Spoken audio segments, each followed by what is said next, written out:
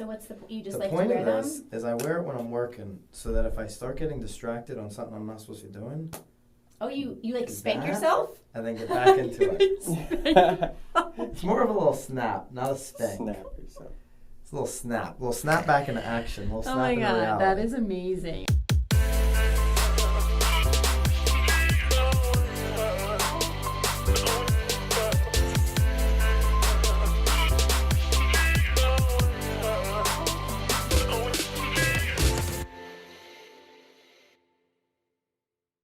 This is Byron and Nicole White, and you are tuned into episode 91 of The Real Word. Word is up.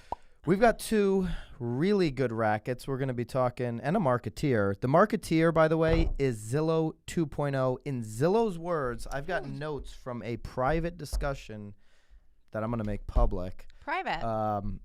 Of what Zillow 2.0 means. We've got a compass racket. Mm-hmm. And we've got how to price your property racket, all your Mhm. listings. There's a new way to price them. The old way, the nines, is maybe not the right way anymore. Wow, But you're before like we do that, full disclosure, people are like, yeah, I don't like any of those. I'm off. Like you just, bye guys. Have a Before- great day. no, they got to stay for the goods. All right, so before we do that, we've got a new racket to add to the collection. It's actually called real tennis, which is extremely appropriate for the real word. This is what the British call real tennis or royal tennis. We only do the realest of real here on The Real Word. If you're new to the show, we Wow. talk about what could or could not be BS in the real estate market. We call those rackets. So we keep it real based on our opinions. Our opinions. And a quick shout out to David Enstone, William Ravis, Rhode Island, who gave us this tennis racket from the Yes, we National love it. Tennis Club, which opened in 1880 We're really in gaining Newport, Rhode Island. We're really gaining some speed. We got a new racket last week, which is behind me, and now we've got this new one. I'm not allowed to spray paint it orange, so you're just gonna have to deal with the fact that it's like No, unless David gives me Red. permission, we cannot paint that I'm okay orange. with it. All right, I'm okay with it's it. got a little slant on it. It's pretty supposed cool. to.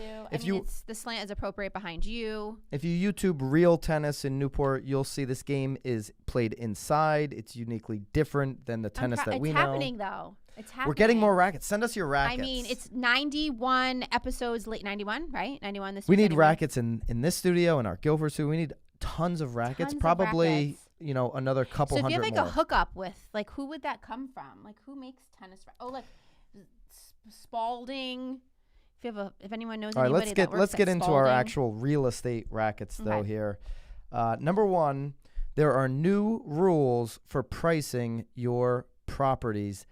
They should be done in increments of $10,000. What is up with this? Well, what's interesting though here is that obviously price reductions historically have always been in increments of $10,000. Just the wrong $10,000 is what they're saying. The nines are no longer working. If which- anybody can second me on this, I don't think I read it. I think I listened to Zillow Talk, the book. I may just order a copy so I can flip through and highlight some stuff. In Zillow Talk, they did a whole bunch of research and data. Is that the name of the That's book? the name of the book, Zillow Talk, yeah. Okay. And I know they talked about the eights. Like if you are in an Asian community and you list property using eights, there was an increase, I think maybe as much as 1.5%. But I know for sure they talked about properties ending in 9 Mm-hmm. had, I believe, and anybody that read the book can second me on this, it was a 1.25% increase on sales prices for properties that were listed ending in a 9, whether that was 449,000 Yes. or 449,900. Oh, see, I thought because you and I have had this discussion a while back. They said either way, as long as it's a clean 9, not 999, Right. but a 9 and then either 3 zeros or 2 zeros, however you make that play, Okay. that those were selling as much as 1.25% more than comparable properties not ending in a 9. Interesting. Now, Because I thought that what your argument was, because it's funny because when I am pricing my homes, I do remember you mentioning that, but I always thought that it was 849,000, not 849,900. So I've actually started listing my properties at 849 instead of And then 3 9. zeros. Yeah, Yes, because I thought that that's what the stat was from. The way I read it was as long as it ended in a 9, whether it was the 849 or 849.9. Now, it also made a lot of sense for the I'm sorry, I had a call there. It interrupted the whole flow. I mean, slap yourself. I know. Oh, I can do that. That was bad. So that was out of my control there. But here's the other thing. The search criteria used to go up to. Remember how you used to search up to 450, up to 500. And so putting it right at 449.9 made a lot of sense. I actually just said to Yola, because we're going through this. We're having discussions about this. I said, that property that we're reducing, just go 450. I want to try this out. Because what does end up happening is that you're losing the people that are then starting at that 450 mark. So you could really win people that are going from 4 to 450 and then 450 to 5, where if you're at 349, you're not even going to be in the search realm at 449. For anybody that's 350 to say 425. At 349.9, they will not see your property, which eliminates. There's a bunch of buyers in any given market above 350 now, especially at the 450 mark. I feel like that's like. Now, I still think there's a lot of value to going to say $999 if you know there hasn't been a sale in the last 12 months over $1 million. It would be crazy for somebody to come into your marketplace. That's where it gets a little scary. I mean, we talked about that too. Yep. Like there's just certain numbers in the front that just need to stay. Like you may have $1 million property in terms of what you've put into it, in terms of what it means to you. But if in your community in the last 12 months, nobody's broken the $1 million barrier, but people feel comfortable going up to 925, 950, well, listing it over $1 million and not going to say 990 to entice offers would probably not benefit you, because there's who in that community would be looking $1 million and up at that point. No, but you never know, because I've got buyers right now. They're like, we'll look up to $1 million. Up to $1 million, which would mean 990, anywhere in the. True, but you would get the $1 million. I would still get the people that are looking at $1 million to $1 million too. Like, hey Nicole, I'm good at $1 million to $1 million too. And then you just for $100, you're missing out. Again, I'm curious to see what people think, because there is still part of that internal sort of, just because you were always raised to think that $399 was cheaper than $4, right? I mean, it's a brain thing. I mean, obviously it's been proven time and time again, but again, now that we're talking about search ranges, we're not taking it. Okay, the search ranges and the way, and this is an Inman article from Bernice Ross. Bernice, we love your work. We'll link this up as always in YouTube so you can check it out. But this does not take into account the strategy and I think what you were alluding to a little bit with just the way people think, right? Just think about all of the grocery stores, Target, Walmart, $9.99, $21.99. Like, there's something to. They've done enough research on that number 9 that it plays a mental part of decision making in terms of receiving value. So the search criteria and the argument Bernice made doesn't take that into account at all. No. Human behavior. But again, it's something very interesting to think about. I guess maybe where in my mind it almost makes more sense is maybe on your drop. So I was just telling you that, I just actually talked to a seller into doing $400 instead of $399 because of this article. I thought that it was very interesting. But in my mind, I'm concerned because I don't think it's a $400,000 house. It's definitely again, it's in the threes. Yes. So maybe it does make sense to start at the $399, but then when you're doing your drops, they're to $375. They're to $350 instead of that $349 number or that $374.9 number. So it's interesting. I guess we just have to figure out strategy and what people are making. Here's the other reason I think, the clean number makes a lot of sense. Say, let's use 450. Say you're going to list at 450. And you think you're pretty much priced appropriately, but say in 4 weeks, 3 weeks, whatever, you want a little bit of juice added to the listing. You now can just reduce $1,000, go to $449, have a reduction, have some type of an impact. I know it's going to be more just notifications into people's emails and on properties that they've saved and MLS emails and all of that.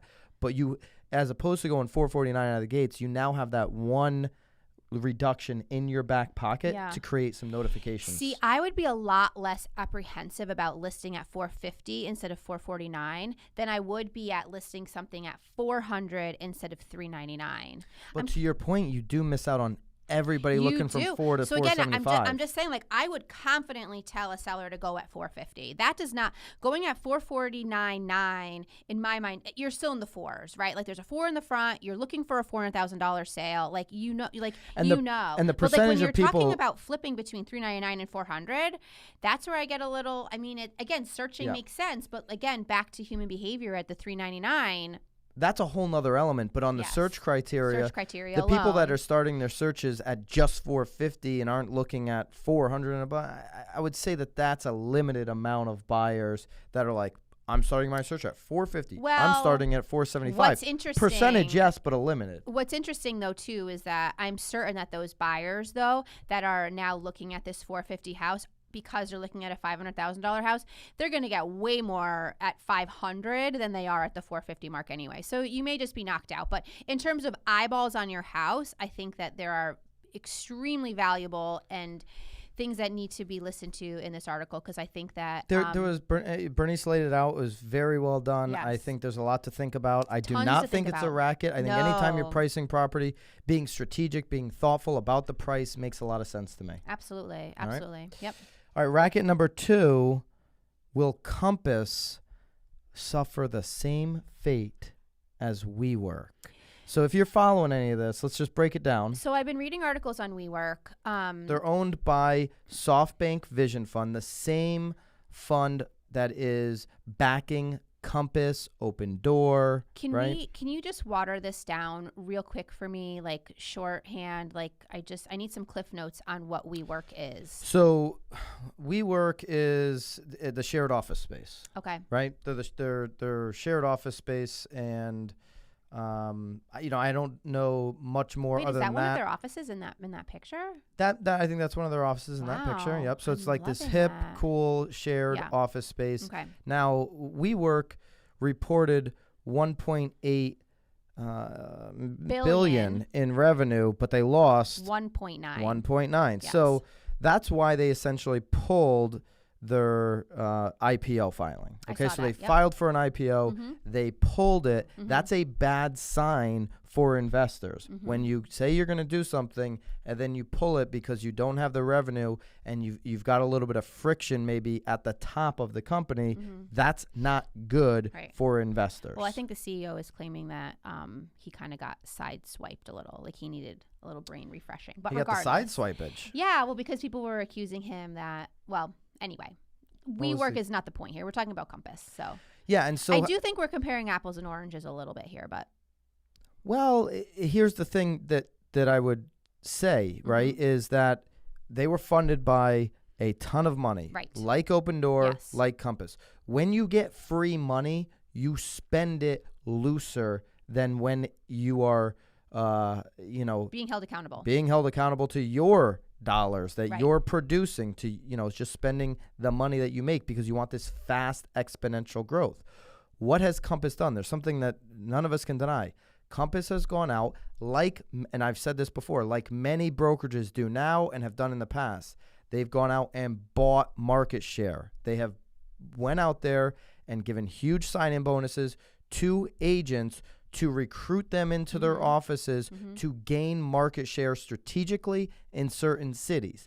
Now that works when you are also able to recruit off of those recruits a number of people that are working at a favorable split to the brokerage. Because Right. if you're bringing in this top talent and they're already getting a really good split for them and you're giving them the signing bonus money, they better be able to help you recruit off of the back end of that, Right. or you're going to have a profitability problem. You're going to have Which another they do. You're going to have a profitability problem when the market takes right? And you've got basically only the top agents producing because now they're on the top best splits. The other agents that were on your 50-50s or whatever they are getting wiped out because they're not doing business in a down market. Right. Right? Does that make sense, right? Yeah, well, I think that's their biggest problem right now, though, too, is because they're spending their dollars on agents and they aren't profitable. So the concern here, obviously, in this article is at what point does something have to change? And what will need to change? Will it be agent splits? Will it be closing of offices?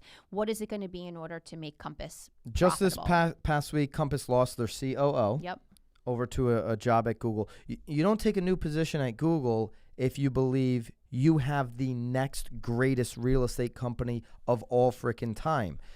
Suave, I've got to ask you to put this graph up. Brad Inman shared this, and I shared it over to my Instagram story. Mm-hmm. I've been saying and questioning Compass agents, do you feel like you're a tech company? Please share with me examples outside of purchasing contactually that Compass is a tech company, and that's what they go with. We're a tech company first. Well, the graph that Brad showed shows you that 5% or less than of their employees are actually developers or in the tech category. Right. 95% of their employees.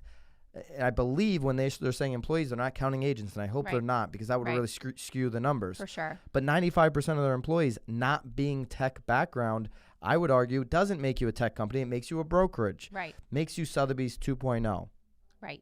Right. Dealing in the high end, Yep. having an extremely slick logo. I mean, their sign, which has created some brand awareness for them. And it was, that part was brilliant. I mean, I feel like I just want to. But their brand better be something that, in my opinion, is sustainable in a way that highlights your agents as the superstars of the industry, because those are the brokerages that are going to win. We're going to get into the Marketeer of the Week being Zillow. I believe with Zillow, it is over. I'll get into what that means next. But if you're not working directly for Zillow, which I imagine many people will be that hold a real estate license in 5 to 10 years, then you better be with a company that has a true brand behind a slick logo. I'm not saying, I haven't been behind the curtain at Compass or anything like that, and I'm not saying they don't have something sustainable. Mm-hmm. But the writing on the wall today in 2019 looks a lot iffier than it did maybe 12 to 18 months when there was extreme buzz around Compass. Right. All right. Interesting. I don't think the WeWork stuff's a racket at all. I think it's something to pay attention to. I think the fact that their COO left around the same time is something to pay attention to. And if you just took a big spot, a big offering over at Compass, I would really recommend you focusing on your brand first and not latching on too much to that Compass swag. There it is. All right, Marketeer of the Week happens to be Zillow. You love it. Yep. Your nose is so brown. Listen, that's why I did that, because people are going to say, oh, Byron, Yes. you love sucking up to Zillow. What are you trying to put yourself in position to get ZO? Yeah, I am. I would love I would love ZO, but that's not where I'm going with this. I keep it real on the show. I'm going to give you my opinion, whether it's, something, really positive, or maybe where I'm a little down, like last racket with Compass. So last week I was in New York City, Team Plus Retreat, which is a Tom Ferry. You basically had a room of 100 people, the top teams in the organization, which we're part of. Get to go to these retreats twice a year. Tom usually brings in somebody from Zillow to give us the state of the union for everything Zillow. This year he brought in Susan Damler. Susan was she sold Seat Guru to Expedia. Mm-hmm. Very nice. Then she sold Bifolio to Zillow, which then bought Street Easy. Mm-hmm. She ran Street Easy for a number of years. She's now a SVP woman, for Zillow. She is a badass. There's no doubt about it. And in her words, not mine, she said Zillow is in 2.0 phase. We are now entering Zillow 2.0 with their Flex launch. We're in the Flex program. We are one of 4 counties in the country in Flex, which is pretty cool. So we've had hands-on. It is a little confusing though, because there are some counties within our state that are not. So it does get the county that we pay for is in between the 2 counties that are Flex. It gets very confusing. Yeah. Or if a buyer is coming from looking in it's a little confusing. Which is why if you're an agent, you don't count the money, you count the deals. No. Well, but if but because of follow up with Flex and like all the other rules. All right, we're not gonna talk about Flex. Yes. So Zillow is in 2.0 phase, which is, and I wrote this stuff verbatim. These are my notes right here. Okay, We can do a screen share if people are interested. Your scribble that you want to show off your scribble? Maybe not. All right. A united approach to getting buyers into the place they call home with agents at the heart of the transaction. Does that give you a little... That doesn't give you nothing? No. Doesn't give you a little warm and fuzzy? I mean, it sounds like they're saying what they're supposed to be saying. Here's why they're the marketeer of the week. So despite whether you believe that to be the truth or not, here's why they're the marketeer of the week, because there's not one real estate brokerage, agent, site, portal that can say these two things. Yes. They get 180 million visitors a month to Zillow sites. So that includes Trulia and Street Easy and blah, blah, blah. Right. 180 million a month visitors. In the 19 cities that they have launched Zillow offers, where they make people instant offers on their home, they get a request for a Zillow offer every 1.25 seconds. Amazing. That right there is why I said last racket, it is over. I mean, that's less than half of the, Zillow owns it. They own the industry. When you think about 19 cities and that they are receiving requests for offers on people's homes every 1.25 seconds, they've won, guys. Did she let you know how many of those they are actually then buying? Less than 3%. Okay. So they're creating a ton of referrals for their agents, and that would speak to their mission statement that I read off. Okay, but I really want that to sink in. Who has Keller Williams, has Compass, has Sotheby's, has Coldwell Banker, has our company William Ravis, has anybody's team out there, has Realogy, has BHHS, has anybody figured out how to create requests for offers on their home every 1.25 seconds automatically? No. The answer is no. They've won. Well, what's the amazing, game of awareness, people Google shit, and when people want to find a home, they Zillow it. Right. Well, that's what's the most amazing thing, because I feel like when we first started sort of talking about the rackets, obviously Zillow in our minds and in most minds, it was always a buyer's lead, right? You're getting buyer leads. But how long have we been doing this? 90 episodes. I mean, again, we're not always really great about doing it every week, but we're talking about almost 2 years. Over the course of the 2 years, they have been successful, clearly, and now turning into a listing referral and listing leads 2 years. Let's just be clear. They're holding a broker's license in the states that they have to, in a sense of being able to accept referral fees. Right. So they're holding broker license in those states. So every state that makes them hold a broker license to accept these referral fees for Flex, they are going to do that. Here's what else they said, or Susan said. Zillow's North Star is that everybody should buy and sell using Zillow. This 2.0 version is Zillow saying, hey, if you just listen to what we're telling you, we are the brokerage. Right. Well, they are. We're the broker. They are a broker. You're going to pay us the referral fee, which automatically puts you at 70% split, and then you can split with who you think is your broker. Right. Who doesn't generate any leads for you, who can't generate offers on homes in 1.25 or doesn't get requests for offers every 1.25 seconds, the game's over. So when I say a company like in the last racket that of Compass really needs to have a brand that absolutely connects with the consumer if they're going to make it when they're borrowing as much money as they are or getting investments from a company like SoftBank that they are, it's because you got to compete with this. Right. You can do it at the local level. If you're a powerful team and you want to connect with your local community, you can get in front of Zillow. Now, Zillow is going to see that, and they're going to partner with you and send you all the other leads that you're not able to generate. But that's the only shot you got. People are going to call you a downer. Listen, the reason I'm getting so amped up and antsy about it is because I want everybody that holds a real estate license wherever you are to actually listen to this, to build a brand and to work with Zillow and stop doing what we've done the last 10, 15 years. Zillow, revolt Zillow, oh, this go is against Zillow. This is stupid. This is never going to happen. Look at the stock is dropping. Yeah, it means you should buy some. It means you should wake up and buy some of it.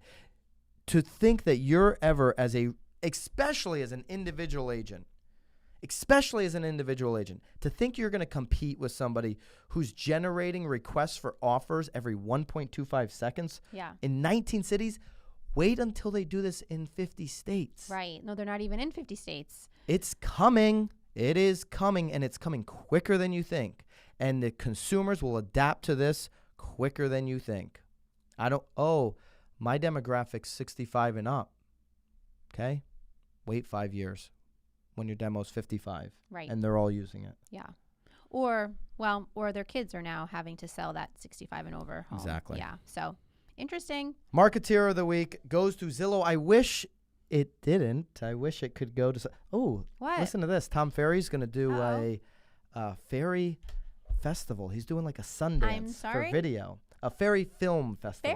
Not a fairy festival. I feel like the first time I met Tom, I feel like we talked about something fairy, and of course it immediately went to like tooth fairy, because when I think fairy, I think like wings, and then we got into a whole thing about being a tooth fairy. And so he's going to do a fairy film festival. Yes. And we'll have to do a Marketeer like couple of weeks on that. He's going to have different categories. It's going to be a whole event. When is this? Like It's coming in the future. Ugh. In the future. California. Yeah. You going to go? You're going to stay in Connecticut, work on your 10-year. No, I'd love to go. I need more details. I need more details. Dates and details. All right. Something. Come on, Fairy. Maybe Nicole will be there. Maybe not. All right, guys.